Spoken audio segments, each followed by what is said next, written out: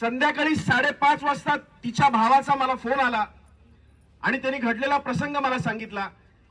मी त्याला फोनवरती फक्त एवढं सांगितलं की ती महिला कुठे आहे। तो मला म्हणाला की ती पोलीस स्टेशनला आहे। म्हटलं किती वाजता पोलीस स्टेशनला गेली आहे ती? तो म्हटला दुपारपासून पोलीस स्टेशनला आहे ती। म्हणजे तिची स्टेटमेंट झाली का? तर म्हणाला हो तिची स्टेटमेंट झाली, पण ती सही करत नाहीये। म्हटलं का सही करत नाहीये? नाही, विविध लोक वारंवार येत आहेत आणि तिला भलत्या सुलत्या गोष्टी वारंवार सांगतायत। बरं, हे सांगणारे कोण होते? हे सांगणारे सगळे भूमाफिया दलाल माणसं, सगळी दलाल माणसं।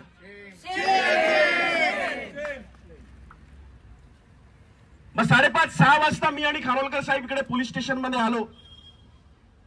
जे दृश्य आम्ही पाहिलं ते इतकं भयानक आणि भीतीदायक आहे की ह्या पुढे खास करून